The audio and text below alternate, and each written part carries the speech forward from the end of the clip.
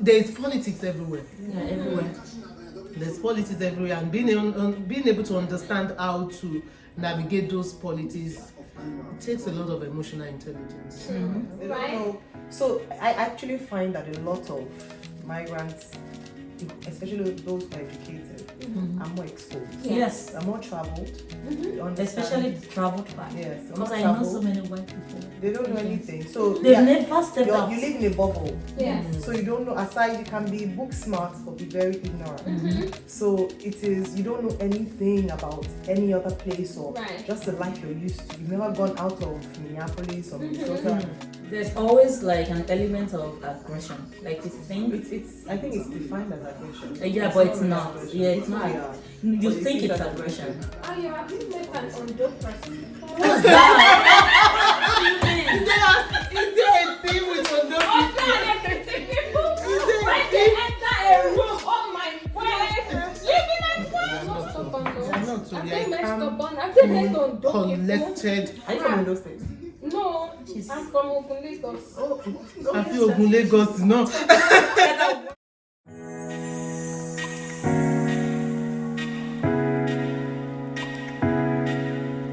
They may bring you in, but that doesn't mean that they want you to come there and then remain. So there's politics everywhere. Yeah, everywhere.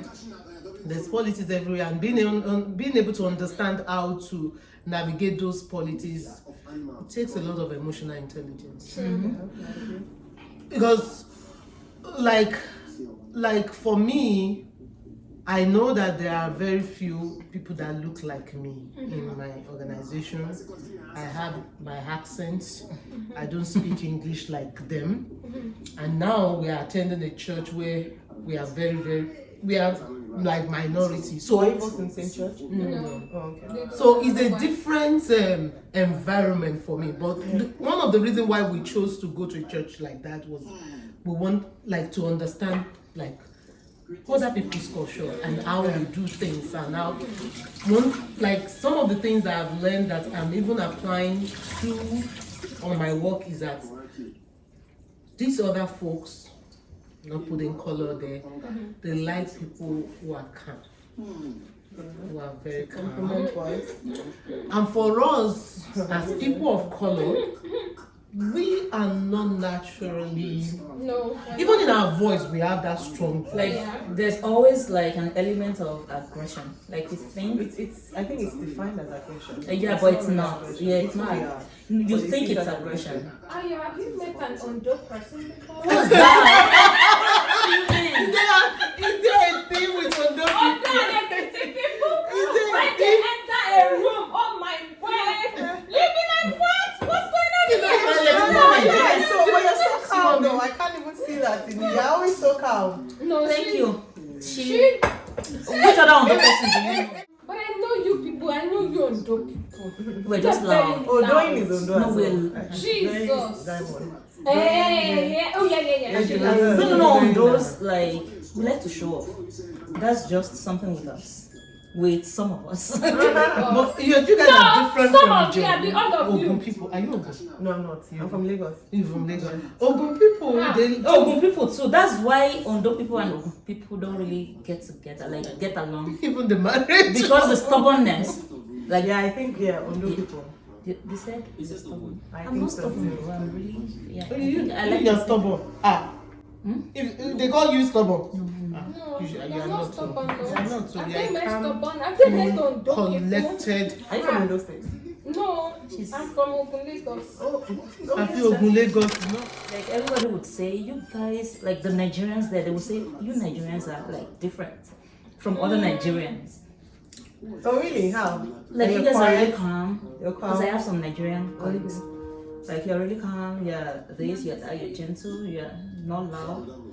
And I'm it's not every Nigerian person that's like that. Yeah, it's not. And it's temperament. So I think it's important. So this thing you're saying about retention. I remember in the UK there was a time it was a big deal. You know, they also had affirmative action as well, where they tried to bring more people. And I worked in cultural integration, cultural diversity, and all that, and being able to understand. One of the things they had to do was that they saw that with hiring or diversity, DEI, like you call it here, is not enough. If you don't train your staff to understand how to integrate them and work with people of diverse cultures, you have the same. So it is, you defeat it. So having the quota system is not enough. You also have to be able to, and that's why there was a time when it was very big, whereby there was a lot of training around cultural diversity. And it helps a lot, because this is what you're saying. You have to like. It's not just about saying, oh, now we have so many people who are, diverse. No, it's not about that. If your company culture doesn't accommodate diversity, you will never. You just be having. You will not be dead on. That policy is dead on arrival. You will just be doing those trainings, and the training will not be effective. So I remember one time I worked that we had to do like a training around culture and communication and everything like that. And people like said so many things about other people's culture. Like people think that Americans don't have culture. They actually do. So it's their culture. Like when I'm talking to you, I need to look you straight in the face. But us Africans, Nigerians especially, Yoruba people especially, if you're looking an adult in the face, that's a disrespect. So like that will come into play. That means you're lying. Here if you don't look somebody in the face. I see. So if it means you're lying or you're hiding something.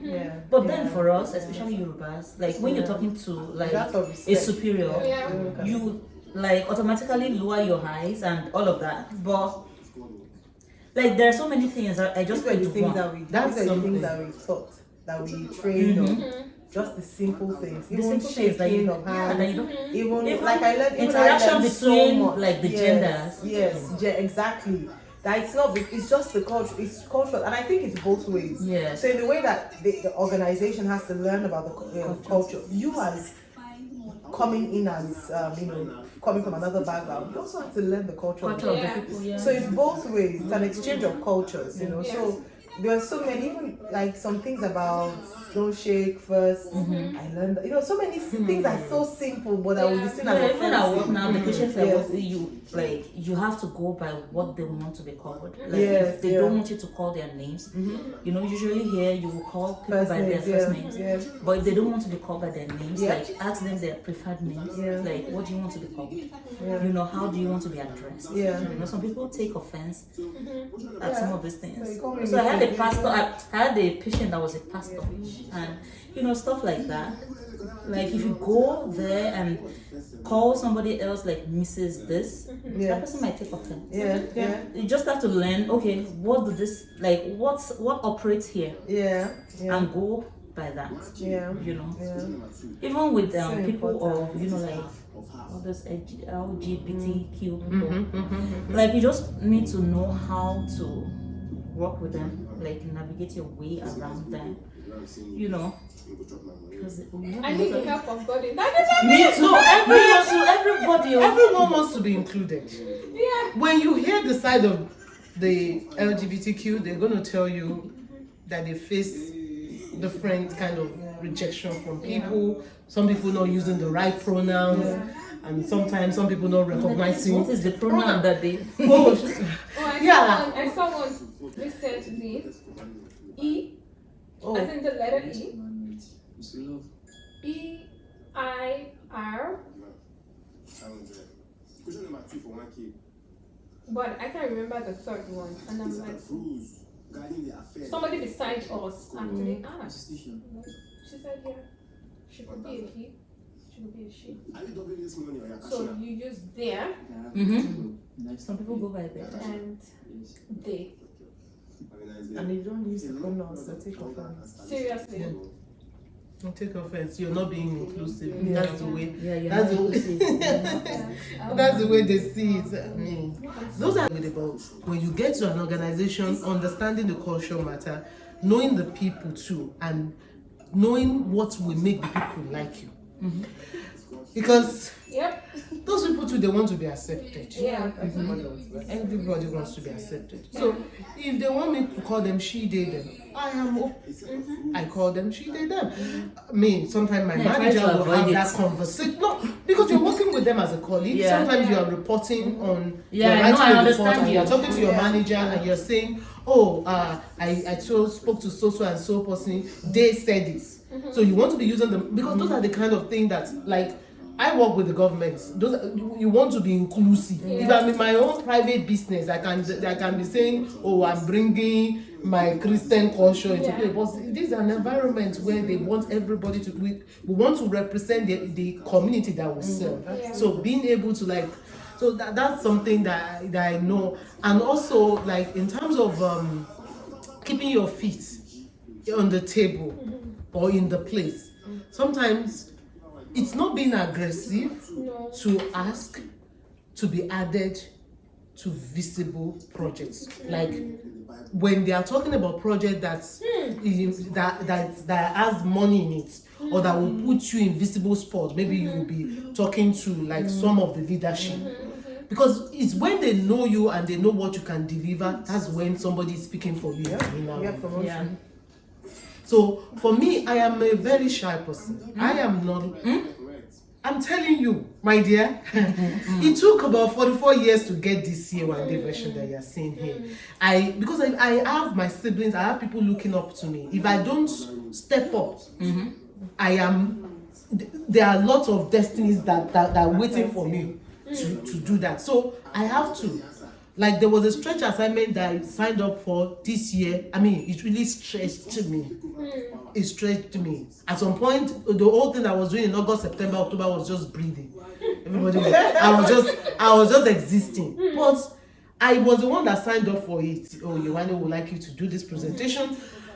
Before you know it, we don't know where it will take. But that's how you get yourself to be known, and then you are branding yourself everywhere you go. Especially here, you have to put yourself out there. You can't say I'm shy, you know. Like when I just came, I was gonna be like, hey, you can't be like this one. If they don't ask you to talk, how were you? How were you behaving there? You have to talk. Oh, even if they don't ask you to talk, make sure you are speaking. You shall speak. That's so valid, and I think it applies everywhere. Like. Because if many things, just you're saying, so no, go on. Because they won't know what you know until you speak. You need to start speaking, so they know, you know, like the worth you carry, the value you carry. So if you don't speak, you know, it's also important to be in the right environment. So I had this experience with a direct report.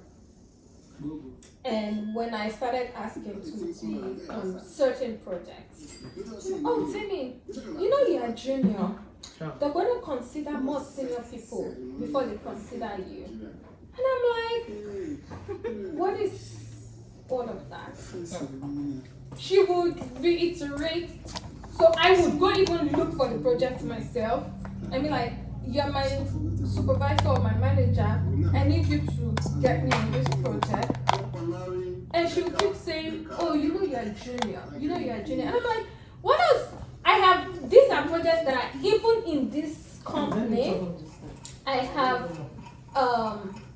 have done these roles. Do you understand? So what are we talking about? It's not because I cannot do this function, right? But you just have me and say, because you're a junior. And I'm like, thank God. I'm so grateful that I'm self-aware. And so I didn't let that put me down. Did she ever put you up for any role, just out of curiosity? No.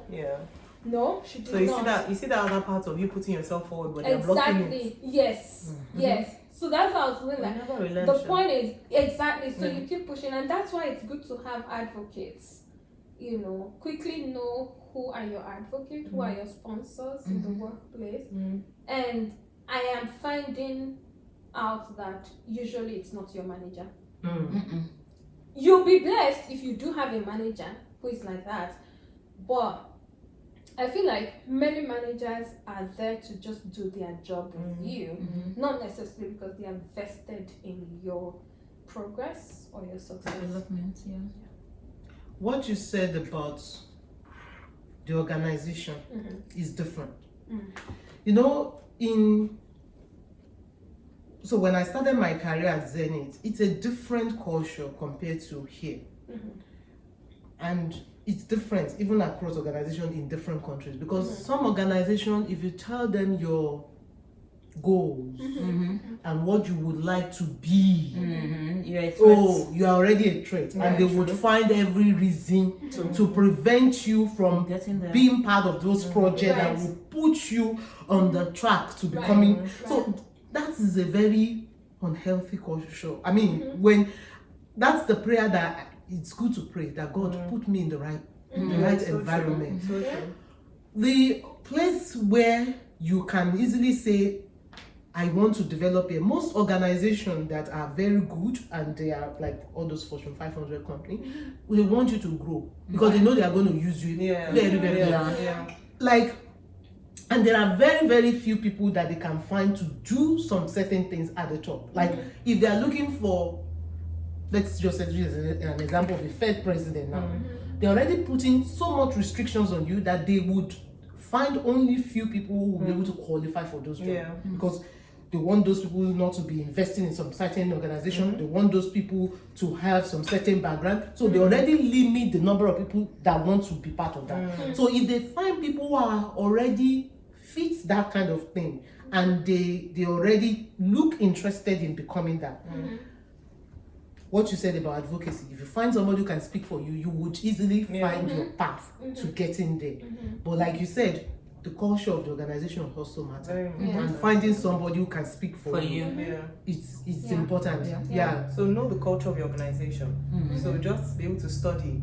So then what happens when you find yourself in a situation where you have the previous culture you talked about that's not enabling, right? And so just like you mentioned, so you want to move far, you know that if you expose your ambitions, they are going to want to kill it, because that's not kind of, what do you do? Would you leave or would you So it depends.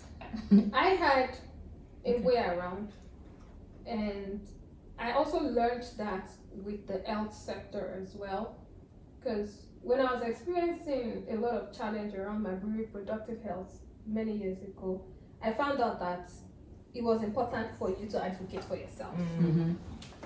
Yes, America has the science.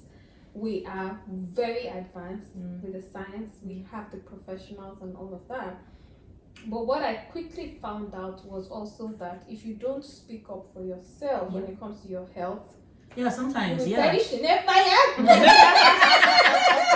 sometimes. I'm telling you, because I saw situations where a doctor is arguing with you about what you're going through.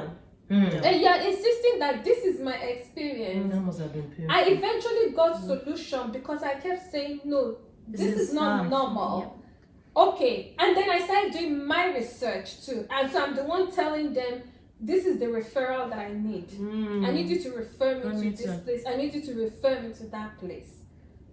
So what I did when it came to my job was I started looking for, it's not everybody there that is bad, right? Of course, So I started looking for who were the people that look like me, but not necessarily Nigerians. Like no, And I started color.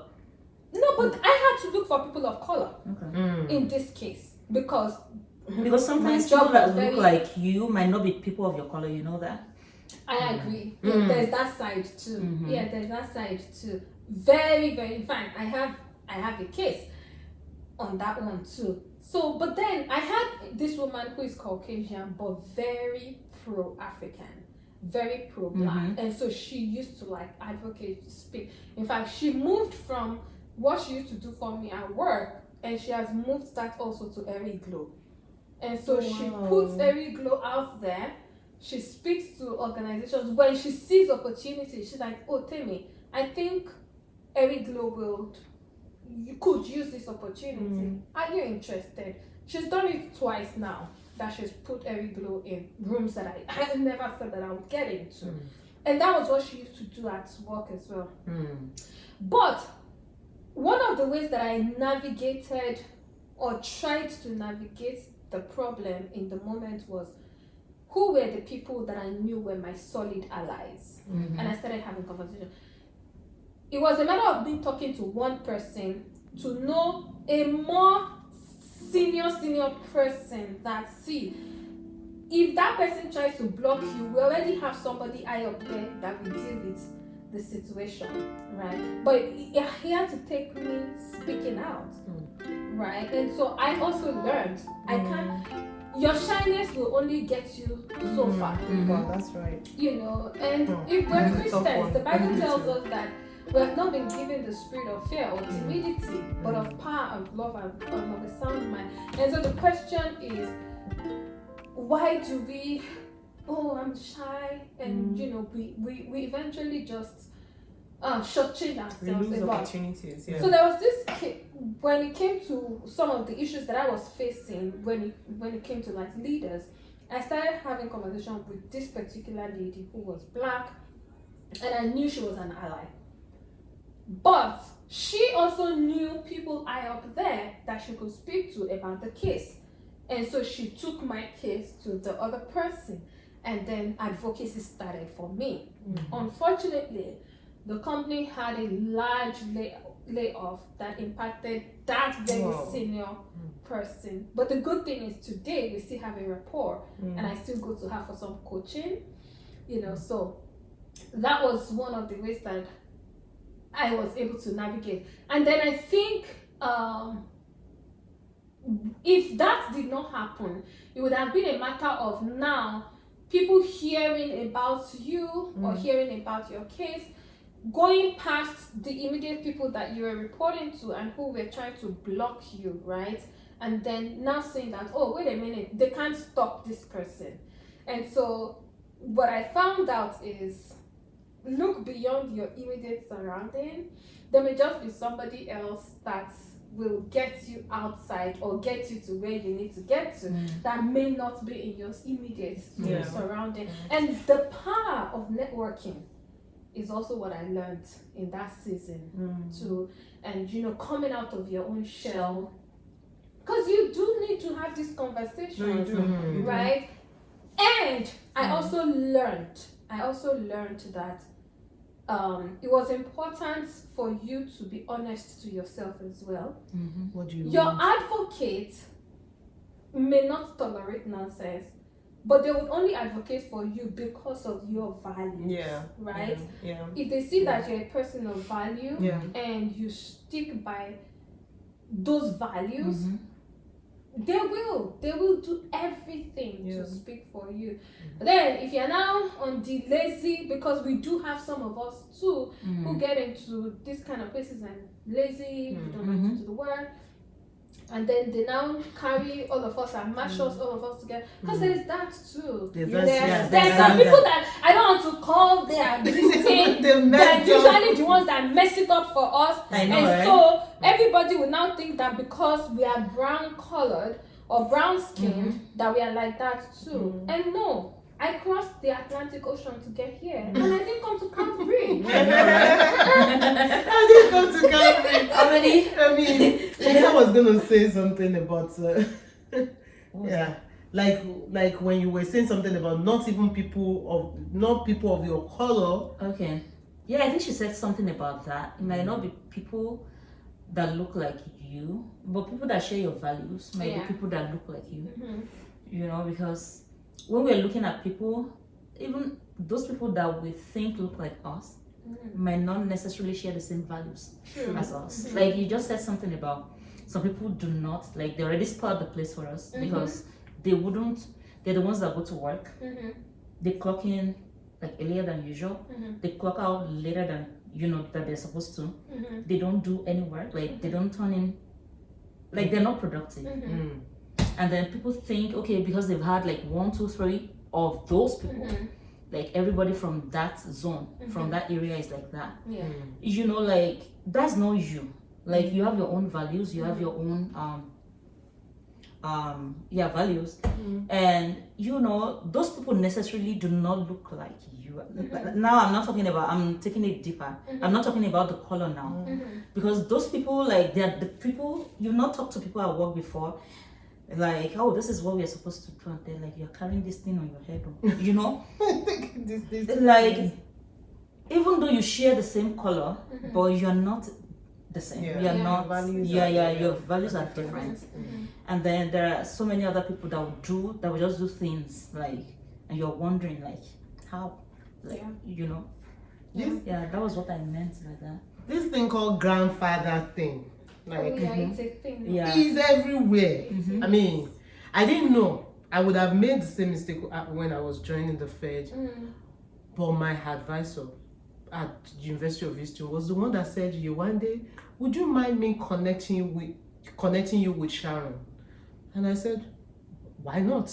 I mean, so my advisor had worked with the same organization, so he knew her and he knew that she's a senior person. She's also a woman of color, so she felt like, okay, she might be able to point me around.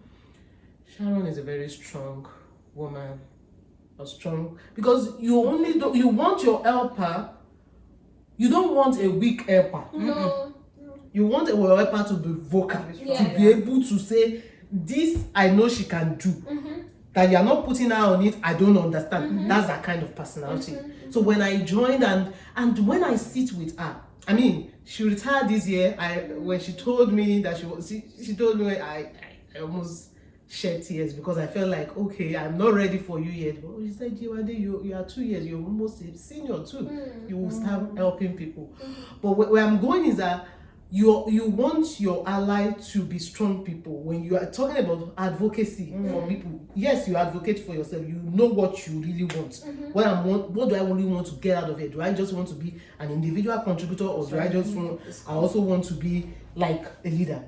And then once you know what you want, look for advocates that would be very, very strong in championing your goal. And that was what she did. The stretch assignment I said I got this year, if it was not for her, I don't think I would have stepped into it or asked for it. She was the one that saying, oh, Yewande, I think you can do it. You have do you know how much they are paying all those people in the research department? You should ask for it. And I said, how do I ask for it? She said, oh, you should talk to your manager. So she told me to talk to my manager and put it as my part of my development plan for 2024. And I added it. And then my manager talked to his own senior VP. And then the senior VP said, oh, we've been looking for a way to use some of our supervision data for research. Oh, why don't you one day sign up to visit the research department as part of the opportunity and inclusive growth, and then we can. That was it. It was. I mean, if she didn't push me, I don't think I would have asked for it. Yeah. So we need strong helper everywhere. People who are not afraid to mention our names in those rooms. You need it everywhere. God will help us. So good. So good. So what I was saying about people that don't look like you, that it's always like the best when people that are your color also like share your values. Yes. Because then you're able to connect on a more deeper level at work, Exactly. you know? Because then they understand where you're coming from. Easier. You know, yes. You don't have to explain, do too much explaining. They understand. Okay, this is how it used to be. This is how There's something I just remembered. So when I came to the US and I shortly after I came in, I worked on the phone for a while, for a few years. One of the things that I picked up quickly was that not every American is exposed. So it is also something that we need to get right. Like, because what do you mean by that exposed? exposure, when So exposure, exactly. Some of them are, many of them are ignorant. Some of them are ignorant. They Right? don't know. So I actually find that a lot of migrants, especially those who are educated, are more exposed. Yes. Are more traveled. Especially the traveled part. Yes. Because I know so many white people. They don't know anything. So They've never stepped out. You live in a bubble. Yes. So you don't know, aside you can be book smart but be very ignorant. So it is, you don't know anything about any other place or just the life you're used to. You've never gone out of Minneapolis or Minnesota.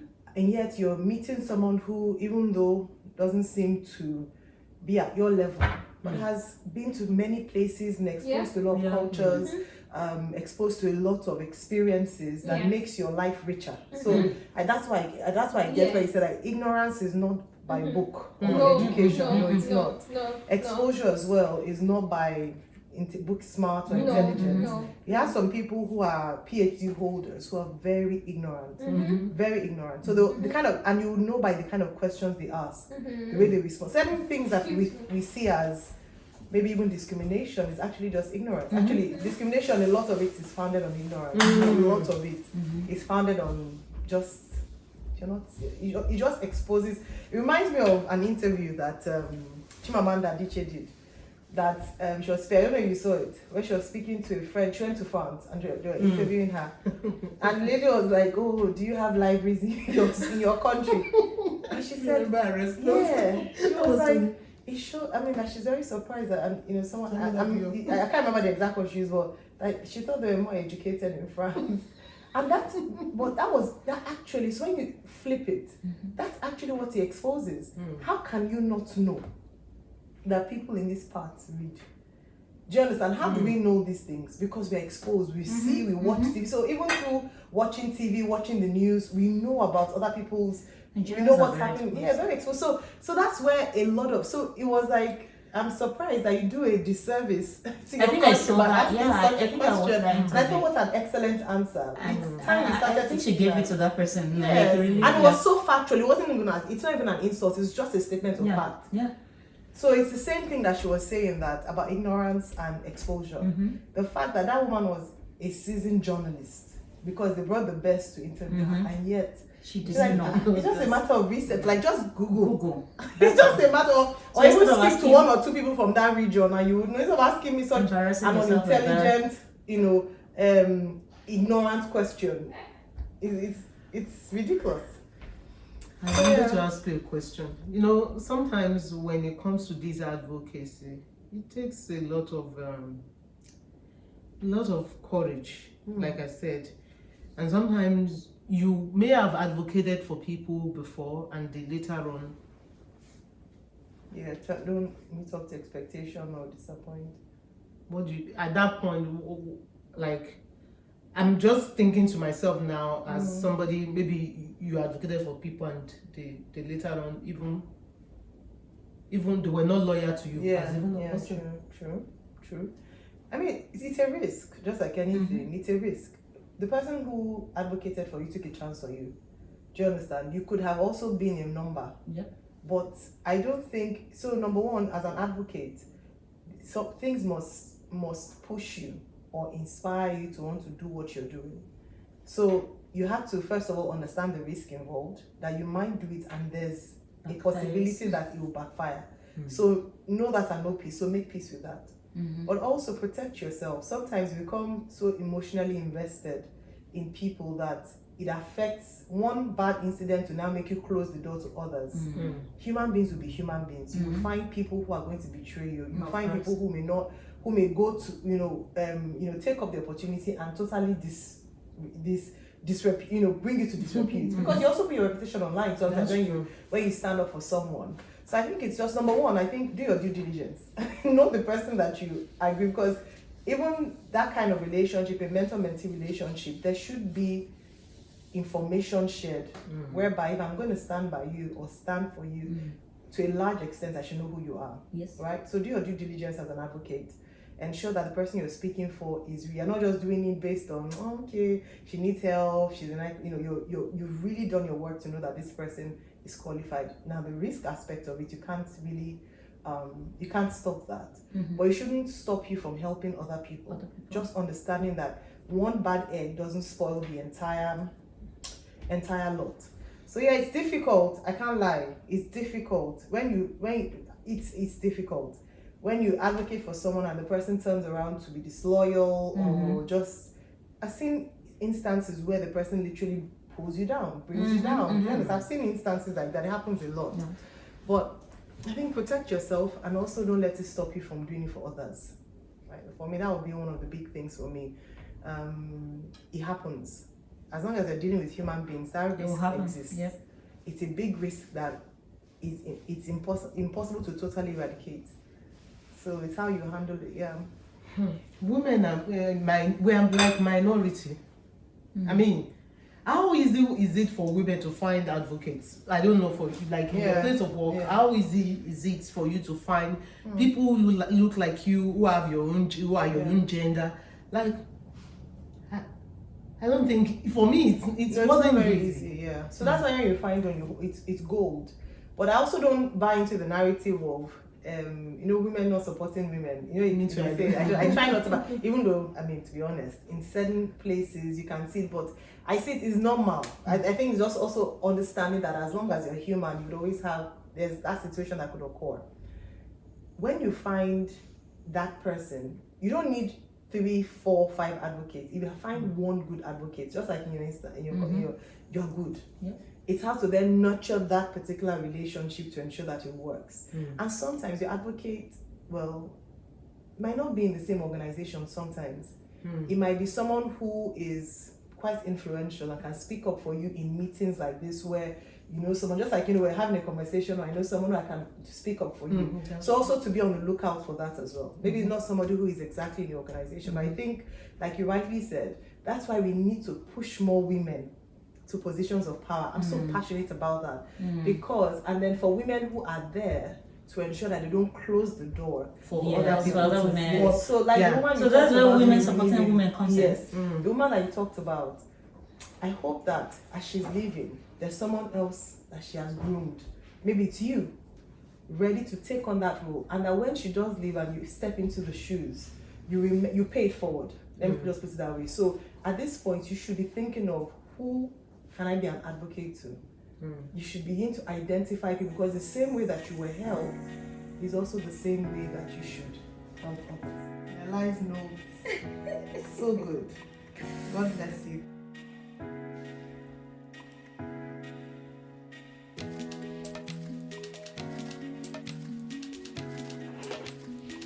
Thank you. I thank you for my gift as well. Thank you. Wow. Yes. Please, I need to come to You should come to Minnesota. You should. I should have more.